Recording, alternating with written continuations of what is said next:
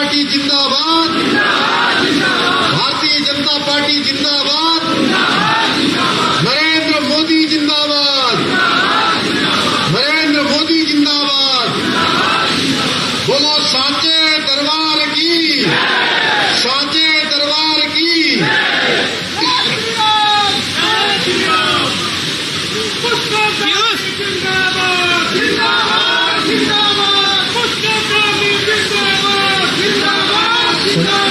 संजय गुप्ता जी के श्री हमारे भतीजे ने यहाँ से जो बहुत शानदार अपनी लाइनें आप सबके सामने प्रस्तुत की, उसे देखकर मेरा भी मन हुआ कि मैं भी आपके सामने दो लाइनें बताऊं कि हम मचलते हैं तो तूफान मचल जाते हैं, हम मचलते हैं तो तूफान मचल जाते हैं, हम उबलते हैं तो भूचाल मचल जाते हैं। हम बदलने की कोशिश तो करें भाई, हम बदलने की कोशिश तो करें भाई, हम बदलते हैं तो इतिहास बदल जाते हैं, हम बदलते हैं तो इतिहास बदल जाते हैं।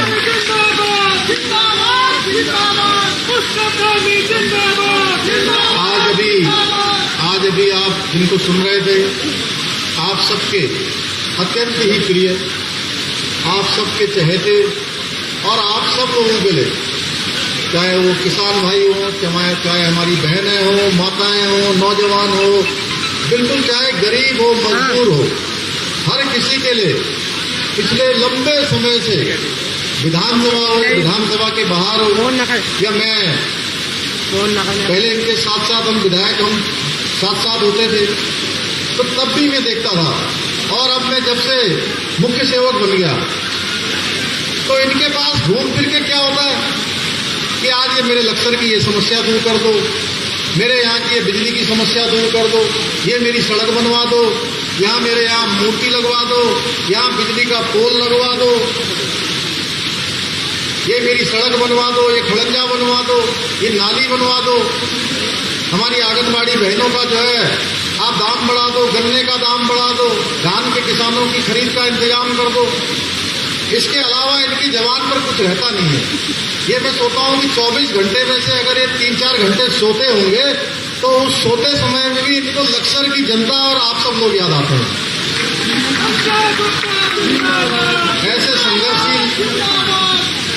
ऐसे संघर्षशील आप सबके चहेते और मेरे प्रिय भाई संजय गुप्ता जी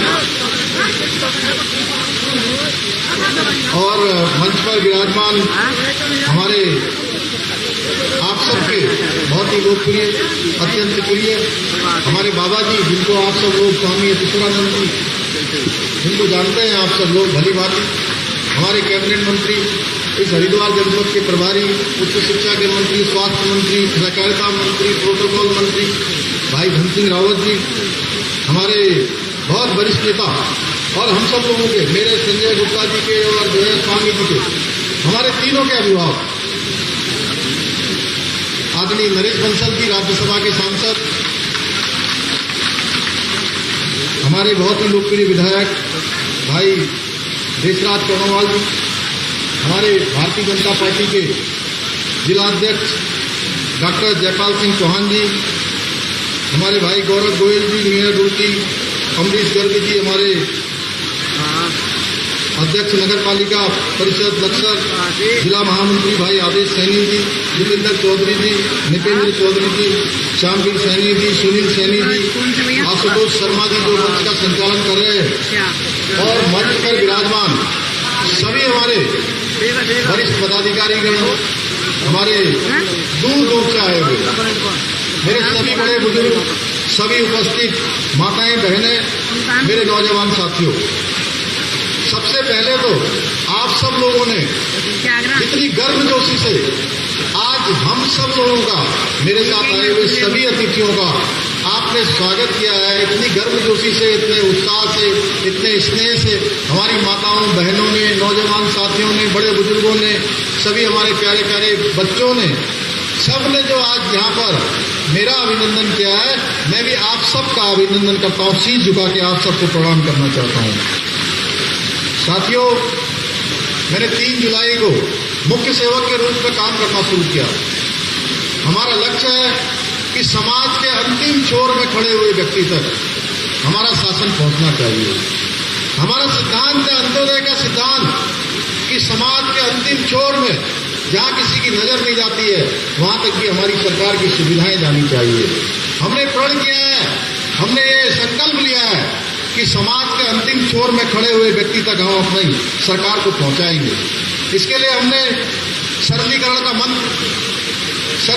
मंत्र दिया है कि अपने शासन में काम करने का तरीका हमने कुछ नए तरीके से कार्य व्यवहार को लागू किया है कि अब आपको कभी भी किसी अधिकारी के पास जाएंगे तो उसका सबसे पहले सरलीकरण किया जाएगा। कोई कठिन काम भी आप लेकर जाएंगे उस कठिन काम को भी सरलीकरण के माध्यम से समाधान की ओर ले जाया जाएगा और जब उसका समाधान हो जाएगा तो तीसरे नंबर पर उसका निस्तारीकरण होगा। हमने नई कार्य संस्कृति यहाँ पर जो है लागू की है और इसके लिए सभी अधिकारीगणों को निर्देशित कर दिया गया है। आप सबके बीच में से लगातार ये बात आती थी कि हमारे अधिकारीगण हमारी जनता की सुनवाई नहीं करते हैं, जनता की सुनवाई नहीं होती है। हम उनके कार्यालयों में जाते हैं तो अधिकारीगण कार्यालयों पर नहीं मिलते हैं, नहीं पाए जाते हैं। इसलिए हमने एक शासन के टॉप स्तर से मुख्य सचिव के स्तर से यह आदेश कर दिया गया है कि अब 10 बजे से लेकर 12 बजे तक सारे अधिकारीगण अपने कमरों में बैठे हुए मिलेंगे, अपने दफ्तर पर मिलेंगे और 2 घंटे जनता की सुनवाई करेंगे। प्रत्येक दिन जनता की सुनवाई करेंगे और मामलों का तत्काल रूप से उनका निस्तारीकरण करेंगे। इसके साथ साथ हमने तय किया है कि बहुत सारे कामों के लिए आपको इधर से उधर न भटकना पड़े। अगर लक्सर क्षेत्र में आपका कोई काम है तो आपको लक्सर क्षेत्र में ही उनका समाधान मिलेगा। अगर पटवारी के स्तर पर कोई काम आपका समाधान होने वाला है तो हमने कहा है कि वो काम पटवारी के स्तर पर ही उसका समाधान होगा। उसके लिए तहसीलदार के पास नहीं जाना पड़ेगा और अगर तहसीलदार के पास किसी काम का समाधान हो रहा है, तहसीलदार उसके लिए अगर उपयुक्त है तो वो काम जिले के अधिकारियों के या जिले के अधिकारियों के पास नहीं जाएगा। इसके अलावा अगर कोई जिले में कोई काम हो सकता है और जिले में अधिकारियों के पास जाने के बाद अगर वो काम नहीं हुआ है, अगर वो सचिवालय आएगा या सरकार के पास आएगा तो मैंने पिछली बार भी कहा था, अब आपके सामने फिर से कह रहा हूं कि अगर ऐसे में कोई भी अधिकारी ये पाया जाएगा कि उसके हाथ से जो काम हो सकता था वो काम सरकार के पास तक आ गया है, शासन के पास तक आ गया है, तो उसका हम उत्तरदायित्व फिक्स करेंगे, उसकी जिम्मेदारी हम फिक्स करेंगे। और इसके लिए मैं हमारे संजय गुप्ता जी से भी कहना चाहता हूँ, हमारे जो है स्वामी जी से भी कहना चाहता हूँ, हालांकि वो मंत्री है, हमारे जयपाल सिंह जी से भी कहना चाहता हूँ, देशराज कर्णवाल जी से भी कहना चाहता हूँ, ऐसे कोई भी अधिकारी जो अपने उत्तरदायित्व का पालन नहीं करेंगे उसकी आप लोग भी सिफारिश नहीं करेंगे। मैं इस मंच के सामने आप सबके सामने कहना चाहता हूँ, आप लोग भी ऐसे किसी की सिफारिश नहीं करेंगे, ठीक है ना? बोलिए, कोई किसी की सिफारिश नहीं करेगा। देखिए, माननीय प्रधानमंत्री जी के नेतृत्व में आज हिंदुस्तान जिस तरह से आगे बढ़ रहा है, हिंदुस्तान का मान सम्मान और स्वाभिमान पूरी दुनिया के अंदर बढ़ रहा है। आप लोगों ने कभी कल्पना करी होगी, हम लोग सब लोग बोलते थे कि रामलला हम आएंगे मंदिर वहीं बनाएंगे, रामलला हम आएंगे मंदिर वहीं बनाएंगे। और पिछले कई सालों से कार सेवकों ने वहां कार सेवा करी, हमारे कितने श्रद्धालुओं ने वहां पर कार सेवा करी और ये मंदिर बनने का मार्ग प्रशस्त हुआ तो भारत माँ के लाल नरेंद्र भाई जी के प्रधानमंत्री बनने के बाद हुआ। आज वहां पर अयोध्या के अंदर भव्य राम मंदिर का निर्माण हो रहा है। हम उन्हीं के पद चिन्हों पर चलते हुए उत्तराखंड के अंदर हम सड़कों के क्षेत्र में काम कर रहे हैं, हम परिवहन के क्षेत्र में काम कर रहे हैं, यहाँ की हवाई कनेक्टिविटी को बढ़ाने के लिए काम कर रहे हैं। आने वाले समय में आपके इस क्षेत्र से हरिद्वार से दिल्ली तक जाना केवल और केवल 2 से ढाई घंटे का समय, पूरा 2-2.5 घंटे के समय में दिल्ली की दूरी पूरी हो जाएगी। आज किसानों के क्षेत्र में प्रधानमंत्री जी ने किसान सम्मान निधि योजना चालू की है। प्रधानमंत्री ग्राम सड़क योजना के अंतर्गत हर गांव-गांव तक सड़क पहुंचाई जा रही है। हमने भी यहाँ पर कोरोना काल के अंदर हमने सभी नौजवानों के लिए कि हमारे सभी नौजवान भाइयों को रोजगार मिलना चाहिए, उसके लिए हमने सरकारी नौकरियों में 24,000 जो सरकारी नौकरियां थी उनको भरने की प्रक्रिया शुरू कर दी है। और प्रथम दिन जिस दिन हमारी कैबिनेट की बैठक हुई थी, उस कैबिनेट की बैठक में हमने तय किया कि जो 24,000 पद हमारे रिक्त हैं, उन 24 के 24,000 पदों को हम भरने की प्रक्रिया शुरू करेंगे। आज वो भर्ती प्रक्रिया शुरू हो गई है और लगातार उसमें जो है भर्तियां चल रही हैं। आने वाले समय में 24 की 24,000 पद भरे जाएंगे। इसी प्रकार से स्वरोजगार के क्षेत्र में हमारी जो बहनें काम करती हैं, उनके लिए हमने 119 करोड़ रुपए का पैकेज दिया है कि वो विभिन्न क्षेत्रों में जो स्वयं सहायता समूह के माध्यम से, ग्राम संगठनों के माध्यम से विभिन्न लोगों को रोजगार देने का, अपना स्वरोजगार तो करती हैं, अपने साथ साथ बहुत सारे लोगों को रोजगार देने का काम करती हैं। उनके लिए हमने 119 करोड़ रुपए का पैकेज दिया और 5 लाख रुपए तक का ऋण बिना किसी ब्याज के देने की हमने व्यवस्था की है। इसी प्रकार से परिवहन के क्षेत्र में काम करने वाले जो हमारे टैक्सी के ड्राइवर है, टैक्सी संचालक है, क्लीनर है या छोटे होटल वाले हैं, ढाबे वाले हैं, उन सभी को भी हमने एक मुफ्त राशि 200 करोड़ रुपए की दी है और डीबीटी के माध्यम से सीधे सीधे अगले 6 महीनों तक उनके खातों में प्रत्येक महीने 2,000 रुपए देने की हमने व्यवस्था की है, जिससे कि कोरोना महामारी के समय में उनका समय खराब न हो। मैं आपको बताना चाहता हूं, स्वास्थ्य के क्षेत्र में भी हमारी जो आशा बहनें हैं, आंगनबाड़ी कार्यकर्ती हैं, इसी तरह से हमारे आशा फैसिलिटेटर है, टेक्नीशियन है, हमारे फार्मासिस्ट है, डॉक्टर है, उन सभी को भी हमने इस पैकेज के अंतर्गत समाहित किया है। सरकार के पास भी इस समय बहुत परेशानियां हैं। कोरोना महामारी में जिस प्रकार से सभी का काम रुक गया, सभी के आने वाले स्रोत बंद हो गए, उसी प्रकार से सरकार के भी बहुत से काम रुक गए। लेकिन उसके बावजूद भी सरकार जो जरूरी है वो कर रही है। आप सबकी सरकार है, सरकार आपके एक साझीदार के रूप में, एक सहयोगी के रूप में आपके साथ कंधे से कंधा मिलाकर खड़ी है। इसलिए हमने हर क्षेत्र में काम करने वालों को, चाहे स्वास्थ्य के क्षेत्र में काम करने वाले हो, चाहे वो पर्यटन के क्षेत्र में काम करने वाले हो, चाहे वो परिवहन के क्षेत्र में काम करने वाले हो, सांस्कृतिक क्षेत्र में काम करने वाले हो, हर क्षेत्र में काम करने वाले, चाहे हमारे रेवेन्यू के, चाहे हमारे पटवारी से लेकर नायब तहसीलदार तक हो, चाहे हमारे पुलिस विभाग के कांस्टेबल से लेकर इंस्पेक्टर तक के लोग हों, उन सभी को जिन्होंने कोरोना काल में काम किया है, सरकार ने उनको प्रोत्साहन देने के लिए एक व्यवस्था बनाई है। मैं आप सबको बताना चाहता हूं कि हमने ग्राम प्रधानों का जो मानदेय है, वो मानदेय हमने 1,500 रुपए से 3,500 रुपए करने का निर्णय लिया है। जल्दी ही उसकी हमने घोषणा करी थी, बहुत जल्द हम उसका शासनादेश निकालने वाले हैं, क्योंकि हमारे ग्राम प्रधान जो समाज के अंतिम छोर में खड़े हुए व्यक्ति तक पहुंचते हैं, सीधे सीधे लोगों के साथ उनका संवाद रहता है, सीधे सीधे लोगों की समस्याओं को दूर करने का काम करते हैं। लंबे समय से उनकी मांग थी कि उनका मानदेय बढ़ना चाहिए, हम उस क्षेत्र में काम कर रहे हैं। मैं आपको बताना चाहता हूं कि हमने कहा कि पूरे उत्तराखंड के अंदर हर ग्राम सभा में हमारे जो नौजवान भाई हैं, हमारे जो युवा हैं, वो कोई काम करना चाहते हैं, किसी बात का प्रशिक्षण लेना चाहते हैं, अपनी ट्रेनिंग करना चाहते हैं, अपना शारीरिक व्यायाम करना चाहते हैं, तो उनके लिए एक व्यवस्था होनी चाहिए। उसके लिए हमने एक योजना चलाई है, स्वस्थ युवा स्वस्थ उत्तराखंड। स्वस्थ युवा, आप मेरे साथ बोलिए, स्वस्थ युवा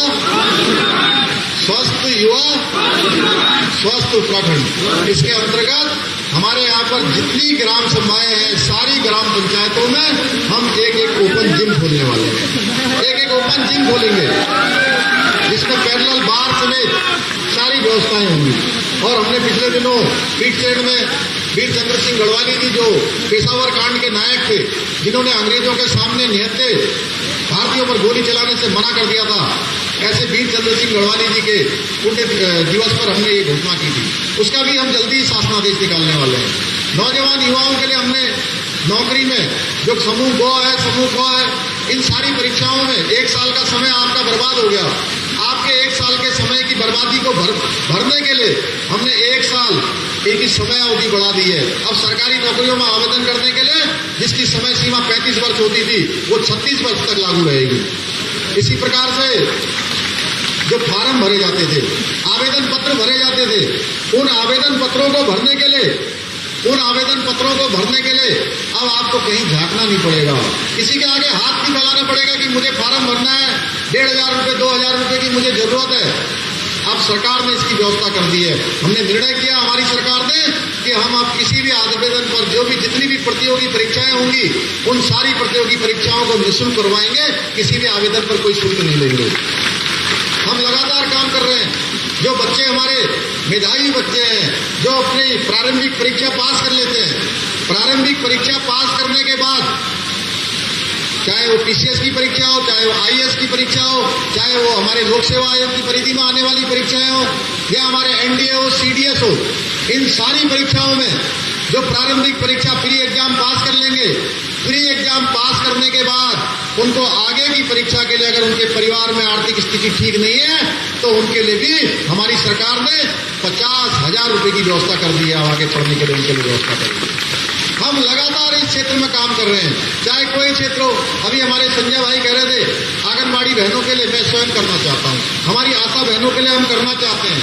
हम जल्दी ही उस पर कैबिनेट पर हमारी चर्चा होगी, पिछली कैबिनेट में भी चर्चा हुई थी, आगे हम बहुत जल्द उस पर निर्णय करने वाले हैं। और अभी गन्ना किसानों के बारे में इन्होंने कहा है, गन्ना मंत्री जी मैं कह रहा हम अच्छा रास्ता निकालेंगे, सबके लिए अच्छा रास्ता निकाल रहे हैं। आप देख रहे होंगे उधर देवस्थानम पर बहुत हल्ला हो रहा था, हमने उस पर भी रास्ता निकाला। 4 धाम यात्रा हमारी शुरू नहीं हो रही थी, हम न्यायालय में गए, हमने उसमें भी रास्ता निकाला। अभी बिजली विभाग के कर्मचारियों ने कहा कि हम हड़ताल करेंगे। अरे भाई मैंने कहा हड़ताल तब करते जब हम तुम्हारी बात सुनने को तैयार न होते। हम तो आपकी बात सुनने के लिए तैयार हैं। मैं 1 बजे 2 बजे रात तक सबकी बातें सुनता हूँ, सबकी बात सुनता हूँ। हमारे मन का भाव है कि हम करना चाहते हैं, हम सबके लिए जो है कुछ न कुछ लेकर आएंगे, सबके लिए कोई बीच का रास्ता निकालेंगे। तो बिजली विभाग के अधिकारीगण कर्मचारीगण उन्होंने 6 तारीख तक हड़ताल में जाने की घोषणा कर दी। मैंने कहा भाई रास्ता समाधान संवाद से निकलेगा, आप लोग चर्चा करिए। वो मेरे पास आए, हमने उनसे चर्चा की, कुछ बिंदुओं पर हमारी सहमति हो गई और सहमति होने के बाद उन्होंने हड़ताल वापस ले ली और कल वो सारे के सारे कम से कम 50 लोग हमारे पास आए थे कि हम आपका धन्यवाद करना चाहते हैं मुख्यमंत्री जी, आपने हमारी इतनी बातें मान ली। मैं अपनी बहनों से भी कहना चाहता हूं कि आपकी बात भी मानेंगे, आपके लिए भी कुछ न कुछ करेंगे। आप लोग परेशान मत होइए, आप सब हमारी बहनें हैं, बिल्कुल आप चिंता मत करिए, आपके लिए भी अच्छा रास्ता निकालेंगे। बिल्कुल तय मानिए, आप विश्वास करिए, मैं कोई झूठ बोलने वाला नहीं हूं। अगर हम जो नहीं कर पाएंगे वो भी आपके सामने बोल देंगे कि हम नहीं कर पा रहे हैं। हम वो नहीं है, आप देखिए 2017 से पहले जो सरकार चलती थी उस सरकार में बड़ी बड़ी बातें होती थी। कहते थे जैसे लक्सर में यहाँ पर सभा हो रही है, सभा में इतने सारे लोग खड़े होंगे, तो आज जितनी चाहे उनसे घोषणाएं करवा लो, जितनी घोषणाएं करवा लो, 1000 घोषणा करवा लो, लेकिन जब शासनादेश निकलने का नंबर आता था तो एक का भी शासनादेश निकलता नहीं था।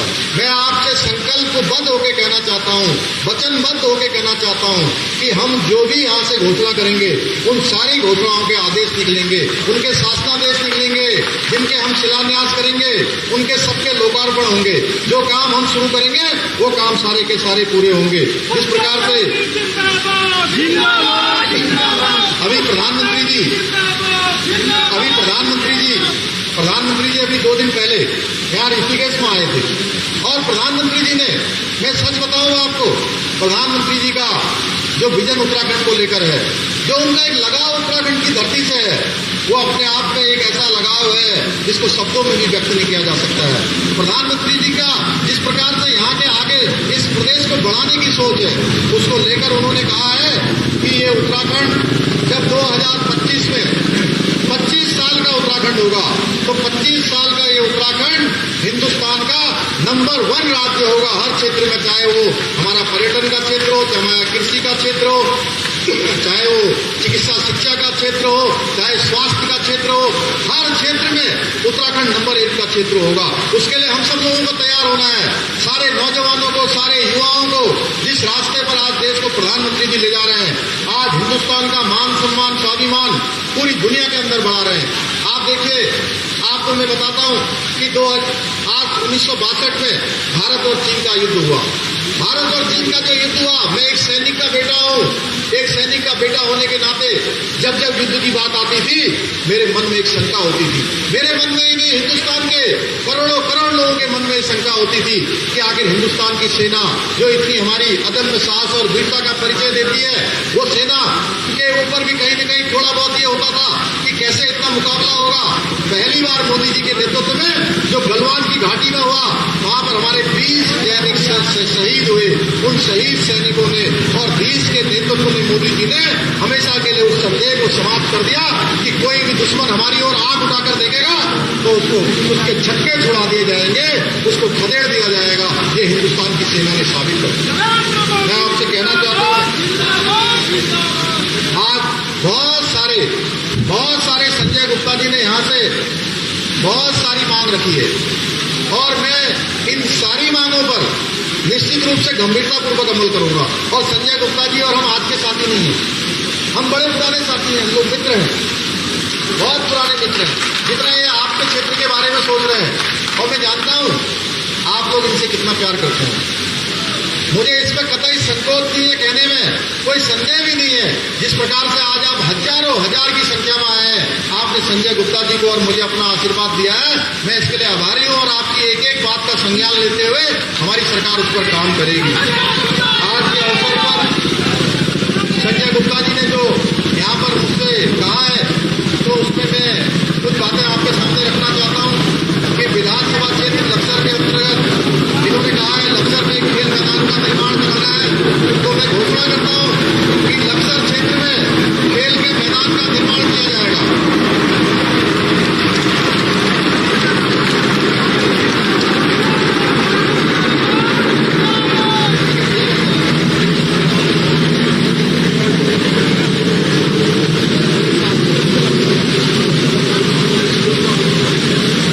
विधानसभा क्षेत्र लक्सर के अंतर्गत भीकमपुर जीतपुर में यथा आवश्यकता अनुसार एसडीआरएफ की तैनाती के लिए इन्होंने अनुरोध किया है। मैं एसडीआरएफ की तैनाती की जाएगी इसकी घोषणा करता हूं।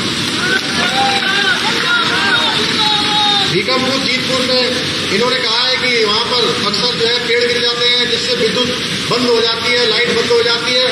विद्युत का एक सब स्टेशन का निर्माण किया जाएगा, इसकी मैं घोषणा करता हूं।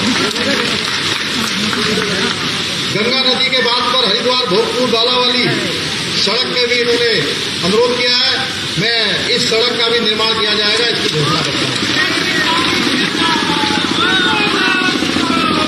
ग्राम पंचायत सुल्तानपुर आदमपुर को नगर पंचायत का दर्जा दिया जाएगा, इसकी मैं घोषणा करता हूं। लक्सर नगर में रेलवे अंडरपास ओवरहेड ब्रिज का निर्माण कार्य किया जाएगा, इसकी मैं घोषणा करता हूं। विधानसभा क्षेत्र लक्सर के अंतर्गत 100 हैंडपंप लगाए जाएंगे, मैं इसकी घोषणा करता हूं। नगर पंचायत लक्सर के प्रमुख चौराहों पर संजय गुप्ता जी ने कहा है कि हाई मास्क लाइट लगाई जानी चाहिए, मैं इसकी घोषणा करता हूं कि हाई मास्क लाइट लगाई जाएगी। इसके अलावा आपने महाविद्यालय की घोषणा की है, मैं महाविद्यालय बनाया जाएगा अगले सत्र में, उसकी भी घोषणा करता हूं। आप सभी का बहुत बहुत धन्यवाद। जय हिंद, जय भारत, जय उत्तराखंड। पुष्कर सिंह धामी जिंदाबाद। मैं नेत्रपाल सतीश और ये जितने भी शिव प्रसाद और हमारे प्रधान मनीष और बहुत सारे छुट गए, सबका धन्यवाद करता। इस्लाम भाई आसिम अजीजी और उधर से